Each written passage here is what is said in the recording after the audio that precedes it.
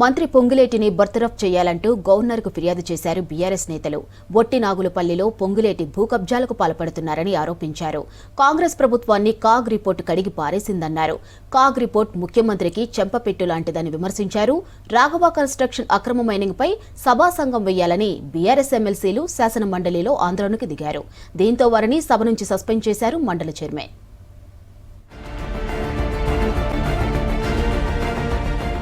హైదరాబాద్ లోక్ భవన్ లో గవర్నర్ శివప్రతాప్ శుక్లాని కలిశారు బీఆర్ఎస్ ఎమ్మెల్యేలు, ఎమ్మెల్సీలు. మంత్రి పొంగులేటి శ్రీనివాసరెడ్డి బంధువులు అక్రమ మైనింగ్ చేస్తున్నారంటూ ఫిర్యాదు చేశారు.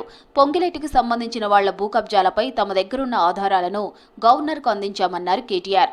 రాఘవ కన్స్ట్రక్షన్ పై హౌస్ కమిటీ వేయాలని అడిగితే దానికి విలువ లేదని ప్రభుత్వం అనడం ఎంతవరకు సబబని ప్రశ్నించారు. పొంగులేటి శ్రీనివాసరెడ్డి గారి కుటుంబానికి సంబంధించిన రాఘవ కన్స్ట్రక్షన్స్ అనే కంపెనీ జంట జలాశయాలు గండిపేట, ఉస్మాన్ సాగర్, హిమాయత్ సాగర్ పరిధిలో 10 కిలోమీటర్ల పరిధిలో ఎక్కడా కూడా మైనింగ్ చేయడానికి, క్రషింగ్ చేయడానికి వీలు లేదని నిబంధనలుంటే వాటిని తుంగలో దొక్కారు.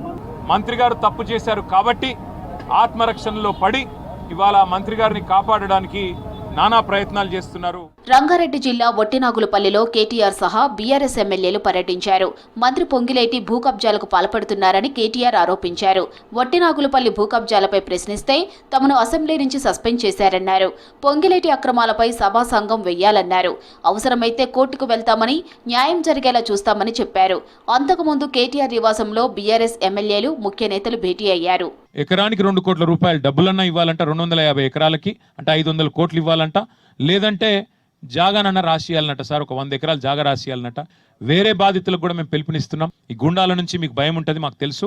పేర్లు బయట పెట్టం, కానీ న్యాయపరంగా మీకు అండగా నిలబడతాం. రాష్ట్ర ప్రభుత్వం ప్రతిపాదించిన Telangana hate speech and hate crimes బిల్లును పౌర స్వేచ్ఛను హరించే క్రూరమైన ఆయుధంగా అభివర్ణించారు కేటీఆర్.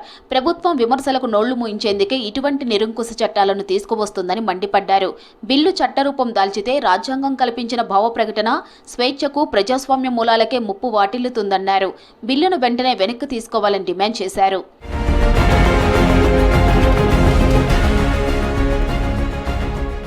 కాంగ్రెస్ ప్రభుత్వాన్ని కాగ్ రిపోర్టు కడిగి పారేసిందన్నారు మాజీ మంత్రి హరీష్ రావు. రాష్ట్ర ఆర్థిక పరిస్థితి అధ్వానంగా ఉందని తేల్చిందని చెప్పారు. దళిత, బలహీన వర్గాలపై సీఎం రేవంత్ రెడ్డి ప్రేమ ఒట్టిదేనని కాగ్ రిపోర్టు చెప్పిందన్నారు.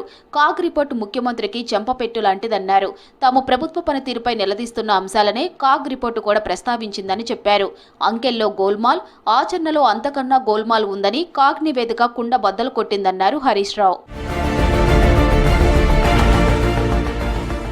మైనింగ్ వ్యవహారం శాసన మండలిని కుదిపేసిందే. చివరకు బీఆర్ఎస్ ఎమ్మెల్సీల సస్పెన్షన్ వరకు వెళ్లింది. మైనింగ్ అక్రమాలపై హౌస్ కమిటీ వేయాలని మండలి సమావేశాల ప్రారంభం నుంచి ఆందోళనకు దిగారు బీఆర్ఎస్ సభ్యులు. ప్లక్కార్డులు పట్టుకుని నినాదాలు చేశారు. చైర్మన్ సీటుపై పేపర్లు చింపేసి హంగామా చేశారు. దీంతో బీఆర్ఎస్ ఎమ్మెల్సీలను సస్పెండ్ చేశారు చైర్మన్ గుత్తా. మాజీ MLA pilot Rohit Reddy farm house drugs కేసులో నిందితులకు 5 రోజుల పాటు కస్టడీ పొడిగించాలని కోరారు పోలీసులు. కస్టడీ పిటిషన్పై విచారణ జరిగింది. కస్టడీ పిటిషన్ తీర్పు వాయిదా వేసింది ఉప్పరపల్లి కోర్టు.